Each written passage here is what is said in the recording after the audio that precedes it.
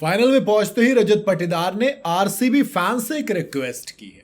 उनकी एक रिक्वेस्ट है जो कही गई कि भैया बस एक बार। अब मैं कहूंगा कि अगर आप वाकई में आरसीबी फैन हैं तो यार बनती तो है, और आरसीबी फैन नहीं, अगर आप चाहते हैं कि कोई नई टीम ट्रॉफी जीते, मैं तो कह रहा हूं तब भी बनती है।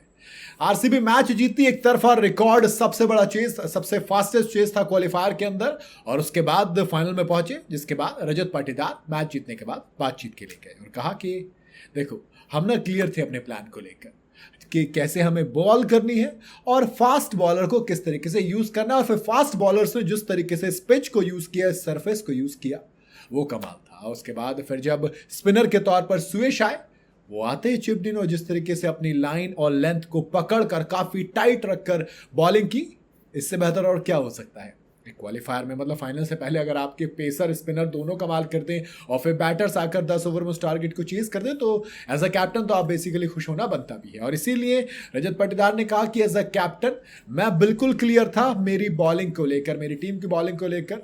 हाँ, एक टारगेट स्टंप करने के लिए बोल दिया था और वही ताकत थी उसकी, तो उसने वो फॉलो किया। उसकी जो रोंगन है ना दोस्तों, बहुत डिफिकल्ट है अगर आप एज अ बैटर हो रीड करने के लिए। सुयश शर्मा के बारे में बोल रहे थे, उन्होंने क्लियर कहा कि देखो मैंने हमेशा क्लियर रखा है कि आप ना एक काम करो, कंफ्यूजन मत क्रिएट करेंगे हम, आपको जो करना है कीजिए, स्टंप पे अटैक कीजिए, वही रखना है। और देखो भरोसा है क्योंकि रन तो देता है ना, अगर वो ऐसा प्लेयर है जो विकेट लेके देगा तो वो रन भी देगा, और ये चीज़ सुयश के साथ भी होती है। इसलिए क्लियरली भरोसा रखो प्रोसेस पर और हम तुम्हें बैक कर रहे हैं। खैर, इसीलिए कहा कि देखो हमारे पास ना प्रैक्टिस सेशंस बहुत मिले हमें पूरे टूर्नामेंट में, तभी हम जीते भी हैं।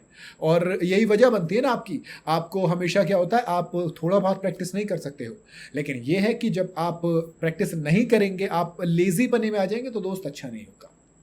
फिर बातचीत आई सॉल्ट को लेकर। सॉल्ट जिसने 23 बॉल में 50 जड़ दिया, जहां पर रन नहीं बन रहे थे वहां पे उसने धागे खोल दिए। तो कहा कि देखो यार भैया, उसकी बैटिंग अलग है, हर मैच में उसने लगभग बैटिंग की है जितने भी मौके मिले। और दोस्त वो जो स्टार्ट्स देता है ना, उसका मैं बहुत बड़ा फैन हूं। जब आप उसे डगआउट में बैठे देखते हो तो बड़ा मजा आता है यार, बड़ा अच्छा फील होता है। और कहा कि आरसीबी फैंस, जी हाँ, अब आखिर में आते हैं आरसीबी फैंस में। कहा कि बात सिर्फ चिन्नस्वामी की नहीं है दोस्त, चिन्नस्वामी के अलावा आप जहां कहीं भी जाओगे आपको ये फैंस मिलेंगे। ये वो फैंस हैं जो हमारे ग्राउंड नहीं है ना, होम ग्राउंड, वहां पर भी हमें होम वाला फील दे देते हैं। तो इसलिए बस कहूंगा कि हम आपसे बहुत प्यार करते हैं और इस तरीके से हमें सपोर्ट करते रहिएगा। लेकिन एक रिक्वेस्ट है, एक लास्ट गेम है, उसके बाद साथ में सेलिब्रेट करेंगे। यही बात तो सुयश ने भी कही। सुयश ने कहा कि प्लेऑफ जीत गए हो, फाइनल में पहुंच गए हो, सेलिब्रेट कैसे करोगे?